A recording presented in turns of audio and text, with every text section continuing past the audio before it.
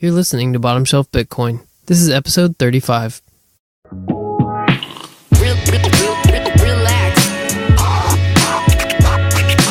Enjoy your coffee. Okay. Good morning, everyone. Take a chill pill. Okay. Hey everybody, welcome back to another episode of Bottomshelf Bitcoin, the podcast that puts Bitcoin knowledge within everyone's reach. As always, I'm your host, Josh Humphrey, and today we're going to be doing something a little different. There are going to be some of these weeks where, for whatever reason, scheduling or just the time is not there, I don't have a guest lined up to interview. And so I thought what would be fun is maybe if we go through kind of just debunking some FUD. I'm going to be going through the different sides of Nick Carter's FUD dice, if you're familiar with those. They're basically a 12-sided dice that's got some very stereotypical mainstream media FUD talking points. I'll link in the show notes to the article that Nick put out explaining how to use the dice, but the basic idea is that they're just the stereotypes that FUD is made from, and so you would, as a mainstream media journalist who wants to write a zero-effort Bitcoin hit piece, you would just simply roll the dice a couple of times and write down the things that are written there, and then you would have your main points, and just it's a matter of elaboration from there. So I thought it might be fun, though, to go into a little more detail about these various topics and why they're FUD, why they are either unfounded or not handled even-handedly by most people when they bring them up as an attack against Bitcoin. So today we are talking about deflation. That is the side of the dice that we are looking at, is deflation. And so we're going to look at what deflation is and whether or not it's actually a bad thing and how much of that actually applies to Bitcoin. So it is tied closely with the 21 million Bitcoin cap, but we are not going to be talking much about the cap other than that it is kind of the source of the deflation. So let's talk about what deflation is first. So deflation is, for our purposes, when the price of goods and services drops, or said another way, the price of the purchasing power of your currency of choice goes up. Those are basically two ways to say the same thing. As opposed to inflation, which is what we usually experience with fiat currencies, where your purchasing power goes down, or the supply of the dollar, for instance, is inflated, right? Either overtly by the printing press, where they actually are printing more dollars, or more subtle means by things like loaning out more money than there actually is in reserves, et cetera, et cetera. So that's what inflation is. Deflation is the opposite of that. The purchasing power per unit of your currency increases because, for various reasons, and we'll get into that in a second. So basically, either goods get cheaper or your purchasing power gets stronger, however you want to say that. Okay, so there are some people who would say that all deflation is bad, and I think either they are just repeating a line that they've heard from somebody else, or they haven't really thought it through. I'm not even going to address that one, because the person who says all deflation is bad, I don't think has actually considered what they're saying. More honest, more nuanced people would say that there are a couple of types of deflation. So you've got quote unquote good deflation, which tends to be where the price of goods comes down because the ways of making them have gotten faster or less expensive or more efficient in some manner. So this is the kind of thing we see with something like cell phones or computers, right? Where the over time, the goods get cheaper, right? For the same model or the same power, you are getting it for less money, or because sometimes they're not going to keep making the same model year after year and charging you less money. They will make a more powerful processor or whatever for about the same cost, right? You're getting more for your money, whether that's actually spending less money or spending the same or even slightly more money, but getting bigger jumps in. I'm using computers and phones processing power or speed, or look at hard drive capacity, things like that, right? Versus 10, 15, 20 years ago, what it costs you to get gigs of storage space or terabytes of storage space. It's just a huge change. Or look at flat screen TVs, what those would have cost you 10, 15, 20 years ago. Now, I think a lot of mainstream economists would say that's good deflation, right? That happens because the methods of production have gotten better, and so the companies can make them easier, and then they don't have to charge as much. They can pass along those savings. And I would say this is what we should see in basically every industry. This doesn't pertain particularly to Bitcoin. I'm just saying the reason that we don't see this across all industries is that usually the industries, and I say usually just because there might be some examples I'm not aware of, but for the most part, you would see this in any industry that was not highly regulated. So you see it in things like consumer electronics, and you don't see it in things like cars, right? Cars just continue to get more and more expensive. Why? Because it's a highly government-regulated industry. You have these CAFE standards that they add new regulations on for safety and emissions and blah, blah, blah every year.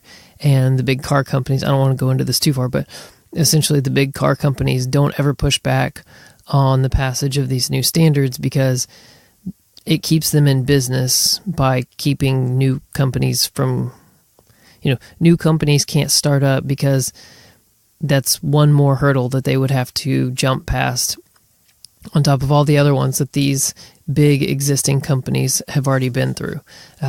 So, if you think about it, I'm speaking from a United States perspective here, but when was the last time you saw a new car company, right? The only two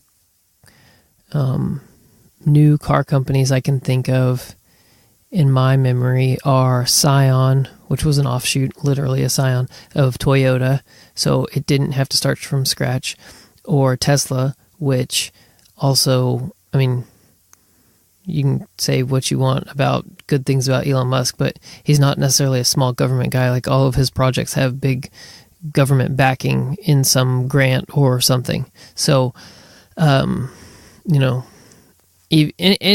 not to say that Tesla doesn't have its hurdles and fights in the free market, but that's another discussion entirely. My point is that you don't see new car companies coming up all the time in the same way that you see, new phone companies or, consumer small electronics, quote unquote off brands coming up all the time. With let's just take like remote control quadcopters and drones, right? There used to be just a few brands that were super expensive, and now you can go down to the store and buy one for $10. It's probably not going to be very good or very easy to control, but you can get one for $10. That's my point, is that it's not a heavily regulated industry, therefore it gets cheaper and cheaper to make something. Now, the best ones are always probably going to be more expensive, but, whatever. Okay, we've gone off on a tangent here. Let's get back. So, so that's good deflation, right? The products get cheaper by nature of we can make them better or cheaper or faster or whatever, and that savings gets passed along. So by contrast, what they call bad deflation is when you have a scenario where maybe there's some kind of external press on the economy, right? And there's some kind of hardship. And so the demand for goods is less. And so because the demand is less, eventually the prices have to come down because people are not spending money on that thing. And so in order for the merchants to continue to make money and actually sell their goods, they have to charge less money. And so they lower their prices in order to sell. But then in theory, that creates this expectation that, things will continue to get cheaper. And so we will continue to not buy them. We will continue to hold our money or hoard our money. And I use that word in quotations because I think it has this negative connotation. Anyway, I'm not getting into that right now. Okay, so people withhold their money from the economy. And then prices continue to fall.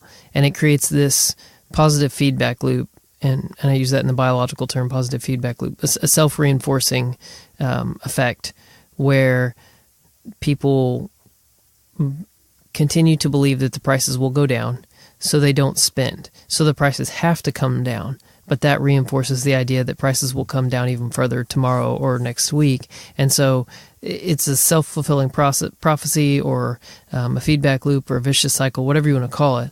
And, the idea then is that this keeps happening, and it happens to enough people that people begin to go out of business or have these huge economic hardships, and it's a disaster, economic catastrophe. If somebody has a better explanation for that, I really am trying to steelman this so that I'm not coming off, super condescending. But to me, it just kind of doesn't make sense on multiple fronts. And so I think the easiest thing for me, or where it's most flawed and most obvious for me, is I look at it and I go, well, one, that doesn't even work across. One, it doesn't work globally. Right. And we know that Bitcoin is global, and realistically, the US dollar is global too. And so, there are so many different sectors in the economy. There are so many different cultures using these currencies that it is hard for me to really think that this applies. It definitely doesn't apply globally. And I don't even think that it really makes sense across an entire country. I think you might have it happen, let's even assume on its face that it starts happening, right? It doesn't make sense across all industries. What will happen is that people will stop spending money on the things that they don't need, on frivolous things. And I use that word loosely because frivolous could be, I'm trying to think of something really stupid. Magazines at the grocery store rack, or frivolous could be upgrading your iPhone, right? Because it's not that it's a bad thing, and that's going to last you longer and add more to your life probably than the magazine, but it still might not be, it's not a necessity for life, right? And so people's preferences are going to start showing up, and they will not spend on those kind of things. But it's not like they're not spending any money, and it's not like no money is moving through the economy. If you are in some kind of contractual obligation, you will still have to keep spending that money. If you have an apartment, you will still have to pay your rent every month. If you have a mortgage on your home, your bank or whoever operates that loan is not going to suddenly say, well, that's okay if you just want to save your money. No, you will have to pay them the money that you agreed to pay them. So that's not going away. The daily things that you have to purchase are not going away. You're still going to need groceries. Now, you might be able to buy less groceries. You might even put more consideration into the nutrient density of your food. I think that's a valid point. I think what you would see is grocery purchases would divide into two categories. People who are more educated about their food would probably make more of an effort to buy nutrient-dense food so that you are getting more for what you are spending. And then people who are less educated about what goes into their food will probably just buy whatever's cheapest. They are economizing based on a different information set, so they will be buying the jumbo family packs, where you are getting a higher volume for what you're spending. I would say that's probably not the best path to take because that's not taking into consideration nutrient density. And you can talk to Bitstein about meat, or even other people who live more healthy or are more nutrient conscious than I am about what the best path for what you're eating is. But I can tell you that there is a difference between buying the jumbo pack of Easy Mac or the mega 58 unit pack of ramen versus some steak or whatever. Anyway, again, tangent here, but my point is, so there might be some economization of food, but people will still have their preferences and their choices, and it will not be uniform. People will value different things. So some products might get taken off the shelves. Some people, individuals, might be hurt in that their product is no longer desirable in the market, and they might have to change jobs. They might lose their jobs. There might be individual suffering. I'm not saying that will never happen. What I am saying, people might have to move across the country. That's happened in history. When hard times come economically in one region, people move to another. And so my problem is this belief that people will hold on to money indefinitely and not spend it all, or not spend so much that things begin to collapse. I just don't buy that, because you still have to pay for your daily things, food, your utilities, whatever transportation, whether that's your own personal vehicle or public transportation to get to your job. There are enough quote unquote necessities and things that we view as necessity. Now some of that, again, you might have some economic preference going on. Some of those things that you thought were necessities might change. But again, this is not going to be a nationwide, economy catastrophe. It's just not, because things will still get bought.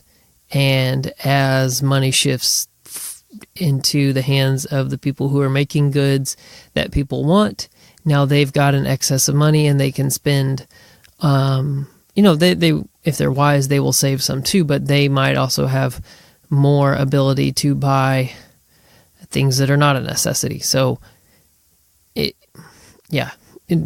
idea that things would happen as a unified, just unfeeling force with no individual preferences just ignores human nature. And then, even putting all of that aside, the BIS, the Bank of International Settlements, had a paper that came out. Let's see, when did this come out? March of 2015. Okay, here it is. Yeah, so March of 2015, they released this paper from these four people at the BIS. And remember, these are the central bankers of central bankers, right? These are, when that meme goes around about the Bitcoin final boss, he's part of the BIS.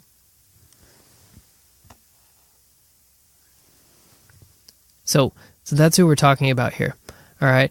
And even these guys have this paper that comes out in March of 2015 where they look at the cost of deflation across history, and they look at 38 different economies over 140 years during times of deflation.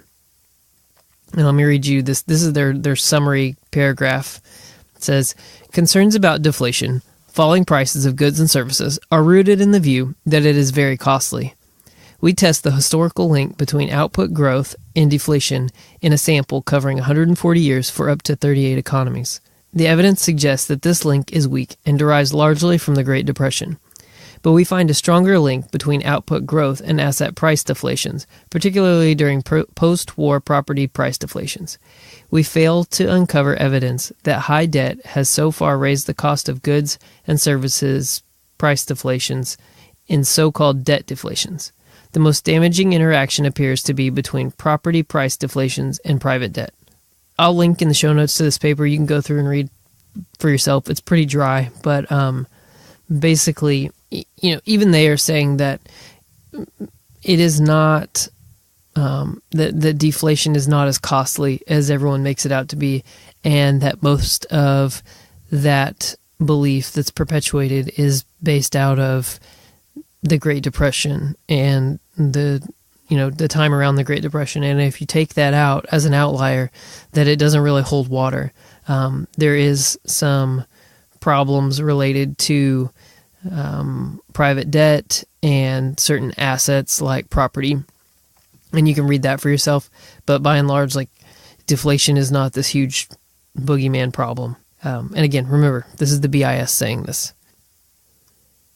Okay, so we've talked about what deflation is versus inflation, and we have talked about why deflation on its own is not actually a bad thing in the economy. Let's talk about how it applies to Bitcoin, because that's what we're trying to get to here.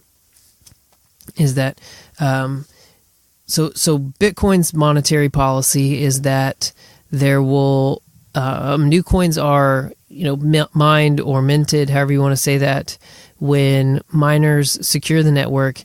Approximately every 10 minutes, a new block is produced. There's a Coinbase reward that goes to the miner, and the mining policy is that it is it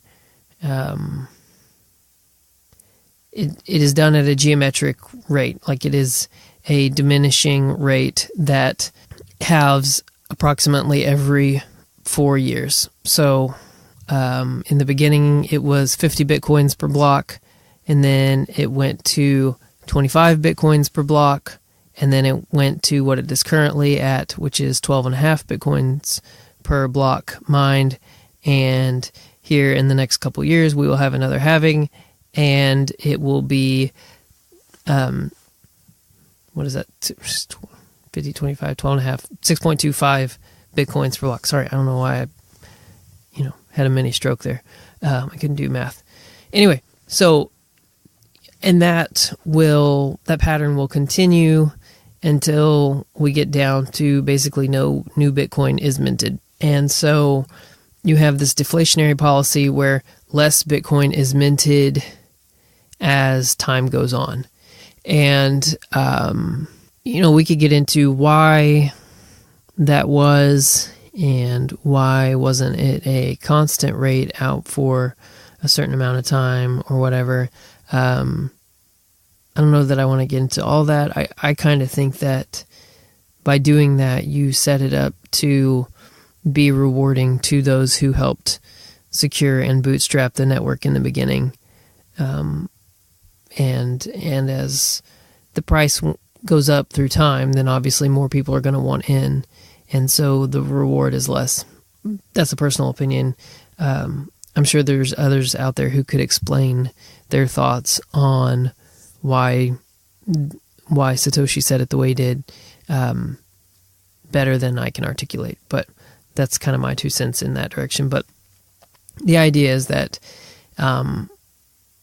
there's a 21 million hard cap at the end, and that every 4-ish years the reward halves until it gets down eventually to nothing and all the Bitcoin has been mined. That's why deflation does apply to Bitcoin. Now, this idea of the deflationary spiral, So there's a good article on the Bitcoin wiki that I will link to that goes through and kind of says, again, like here's kind of the idea of the deflationary spiral, and here's what it means to the current fractional reserve banking system, and here's why it doesn't apply to Bitcoin. So they have a good thing. Let's see here. Okay, so basically they're saying here, and again, I'll link this in the show notes, but basically the differences are that the Bitcoin is not a debt-based asset. The value deflates when the Bitcoin economy is growing. Essentially it doesn't apply because the problems are based on debt-based assets like the US dollar and loans and things like that, whereas, Bitcoin is what it is. As the price goes up, what you own is worth more, but that's not really a problem. Now, this kind of does get into the idea of holding or hodling, and that plays a part in here because I guess another way to look at this is this idea that the fears of the deflationary spiral come from the idea that a currency's value comes from what's sometimes called velocity or movement, right? The transactions that by continuing to move, the currency has value. But that only makes sense if you have an inflationary currency, right? You want to spend it because it's like a hot potato. Like, that it's going to be worth less tomorrow or next year. And so you really kind of want to move it into something else that's going to hold value, right? You don't really want to hold on to US dollars long term, and putting them into a 3% savings account is at best breaking even because, inflation is targeted at 2 to 3% per year. So, a 2 to 3% return on your investment is essentially just breaking even because your purchasing power is dwindling away. And so you want to buy something that is going to hold its value better than that, which is why people bought gold and silver back in the day. I mean, I guess there's still gold bugs that buy it, or people will buy guns or antiques or collectibles or these other things that are going to hold their value better than the US dollar. It doesn't really work for Bitcoin. Now, that's not to say Bitcoin's price isn't volatile, that it doesn't move up and down relative to the dollar or whatever else. That's not what I'm saying at all. I'm just saying this idea that like the deflationary spiral is bad and like holding is a problem for Bitcoin is not true. So, I'll link in the show notes to an article by Daniel Krawitz that it's called "I'm Hoarding Bitcoins and No You Can't Have Any." This is back from February of 2014. And he basically makes the point in here that it's kind of silly when you go to and again, this is from kind of before the Bitcoin Cash hard fork, but there had been other ideas of people wanting something that scaled better or whatever. But this idea of like going to a merchant and trying to get them to accept Bitcoin because it's like saying, hey, will you take this thing that I don't want anymore for this product that I do want? And that's not really a good way to get people to want Bitcoin, right? Like, if you're trying to get rid of it, why would I want it? What's wrong with it that you're trying to get rid of it? Is how people look at it when you do it. But when you hoard it or when you hold it, that gives it value because you're expressing your interest. Like, hey, I want this thing, and no, I'm not giving you any, and I'm not selling it to you. Oh, well, now they kind of want it. That's just human nature, for the most part. And so, and we see this play out across exchanges, right? Because the market price for Bitcoin is based on what people are willing to buy and sell it for. And so, and the volume that's out there. And so as people hold, as hodlers increase their hodlings, then there is less Bitcoin to be sold, which means that the supply is less. And so if the supply is less and the demand stays the same or goes up, then the price goes up. And so, again, this is kind of a backwards mentality some people have. And I've even thought this too, of like, well, we need to get merchants to accept Bitcoin. And I think a better thought is, instead of trying to get merchant adoption, just whatever you do, try and do it and earn Bitcoin. Whether that's your main job or like a side job, do it and accept Bitcoin, or even give a discount for customers who pay in Bitcoin, right? If you really want Bitcoin.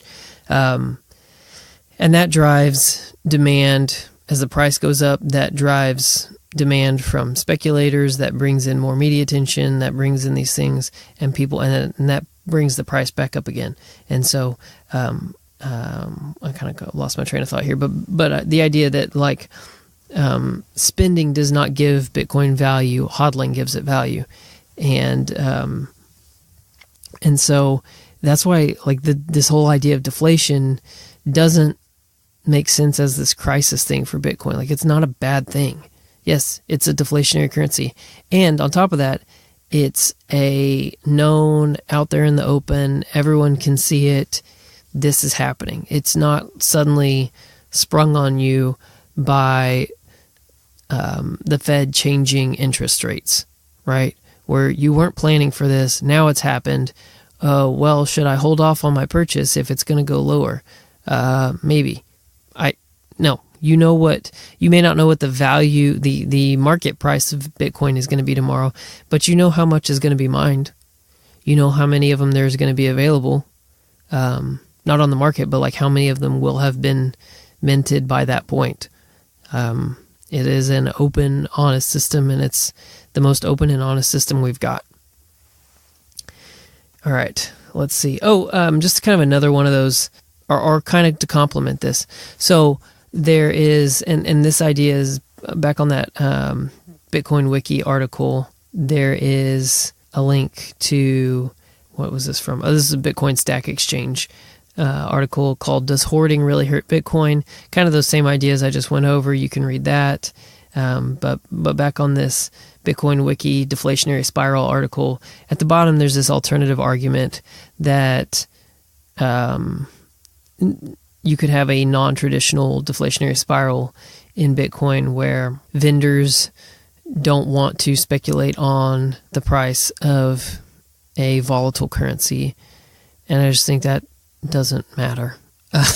Honestly, like either a vendor wants it and so they want to accept it, or they don't want it. And I don't care if they don't want it. At this point, I really don't care. I think hopefully there will be a day when many, if not all, vendors accept Bitcoin, and that'll be great, but I still may not spend it. That's just the reality. And, they say that the knowledge that the Bitcoin price is going to continue to increase, that Bitcoin purchasing power will continue to increase, which makes it more expensive, will lead to hodling and not spending, and will lead to people creating alternative currencies that cost less. Okay, yes, that is true. That's where we get Litecoin and Ethereum and all these other things that claim to be, cheaper, faster Bitcoins.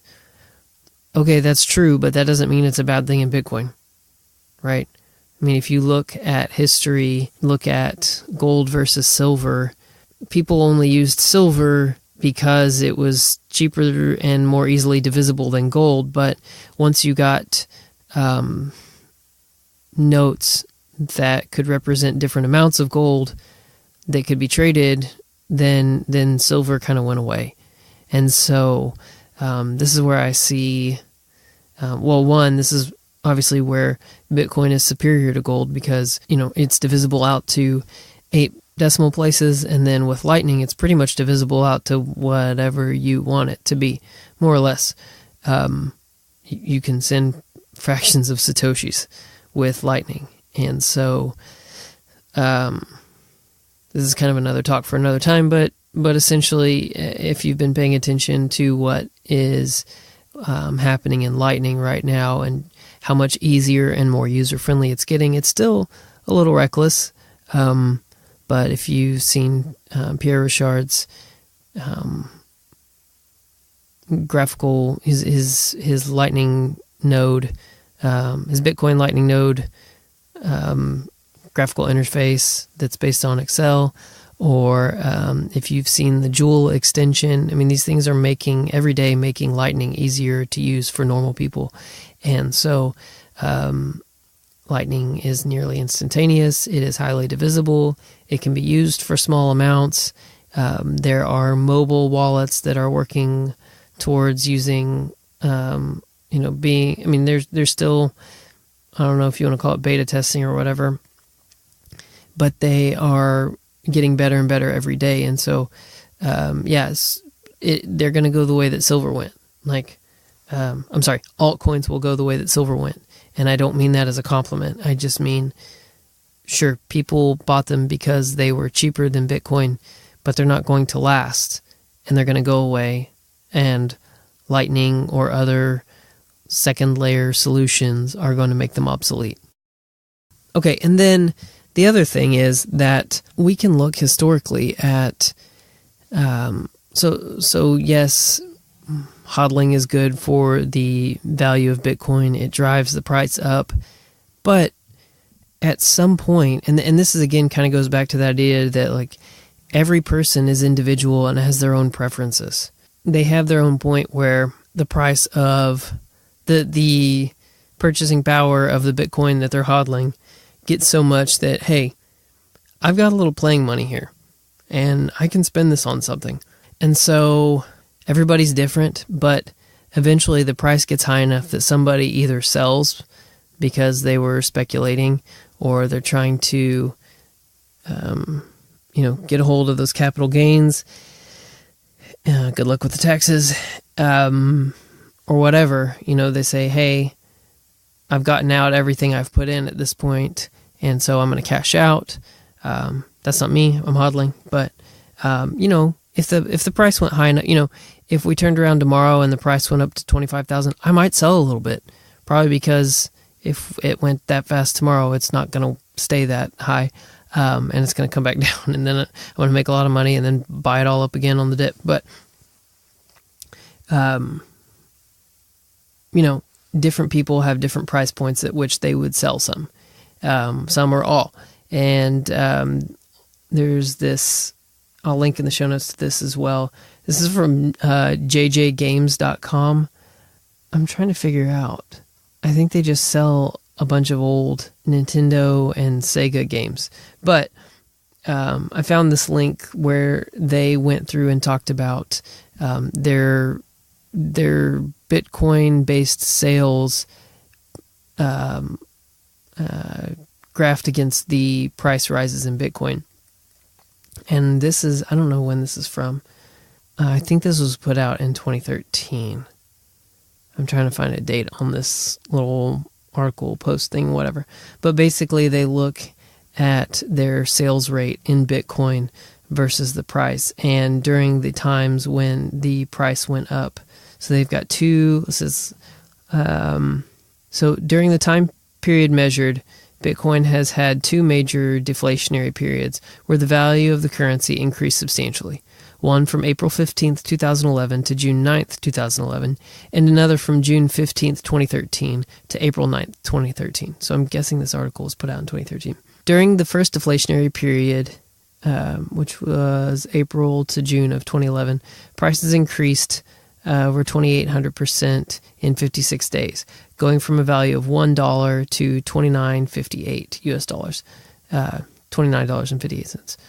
During these same 56 days, Bitcoin sales averaged $79.82 per day on JJ Games, a 363% increase from the average. In the second deflationary period, which was January to April of 2013, Bitcoin prices increased 1,500% in 85 days, increasing from $13.34 to $214.67. During the same time, the average daily sales denominated in Bitcoin was $22.60, a 31% increase from the average. So, my point here is that as the price goes up, people who were either speculating or, again, holding, at some point the price gets too high and people, I say too high, the price gets high enough that people are willing to spend it. And so this whole idea of deflation as this catastrophic event, it just doesn't even make sense. People hodl, which drives the price up. And then when the price gets high enough, people sell or people buy things with it. And that's not a bad thing. There's also of course, the hodl waves post. This is from April of last year by Drew Bansal of Unchained Capital. And they put out some really good Bitcoin data science is what they call their series. But they've got 3 really good articles you should check out. But I'll link this one, the hodl waves, that Drew put out last year. And it basically looks at UTXOs, the age of UTXO sets. And so looking at when things move and that there are these waves of, a lot of coins move when the price goes up, or a lot of stuff moved also during the kind of summer leading up to of 2017, leading up to the Bcash hard fork and SegWit activation, as people move their Bitcoins in order to collect their Bcash and hopefully sell it or not sell it, whatever. But essentially so that people could make use of that, they moved it. But also it happens when there is big price pumps, and then in the blow off and the bear markets afterwards, you can see these UTXO sets aging and what they call the hodl waves. So you should check that article out. It goes into a lot of stuff. But my point there is, again, while this is not his main point, part of what they talk about is that there is a lot of movement on these UTXO sets when the price goes up quickly. He's focused more on the after side and the hodling during the bear markets. But I'm just saying this again reinforces this idea that, like, when the price goes up, people spend it. And how do you get the price to go up? You hodl it. So anyway, hopefully that all makes sense. If you have questions about deflation, or if you have a better explanation of it than I gave, please let me know so I can link to it and tweet about it and give you credit.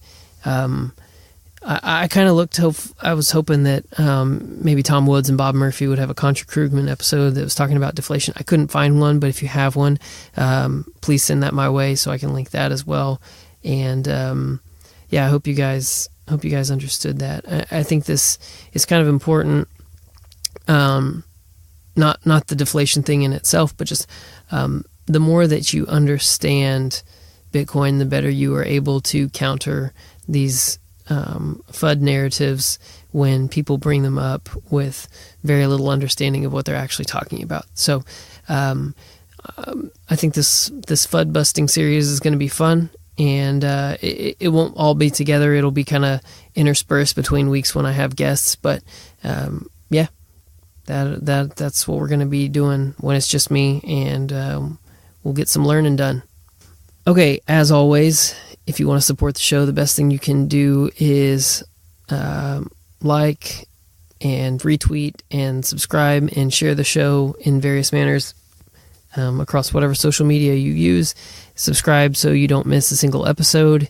And then if you want to contribute financially, you can go to bottomshelfbitcoin.com/donate. I have links there to my Tallycoin page, which has kind of all the Bitcoin donation stuff on it, as well as my Paynim there.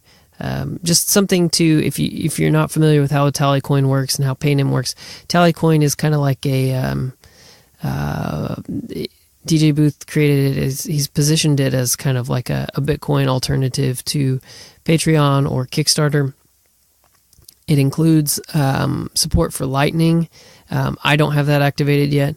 It also supports, it also includes support for Paynims, but because of the way that Paynims work, your donation, if you send through a Paynim, will not show up, because that's the point of Paynim. It's a BIP47 based thing that it's Samurai Wallet's implementation of it, but essentially it is a more private way of sending. So anyway, you should check that out, but know that if you're sending through Paynim, it will not show up for bragging rights for all to see.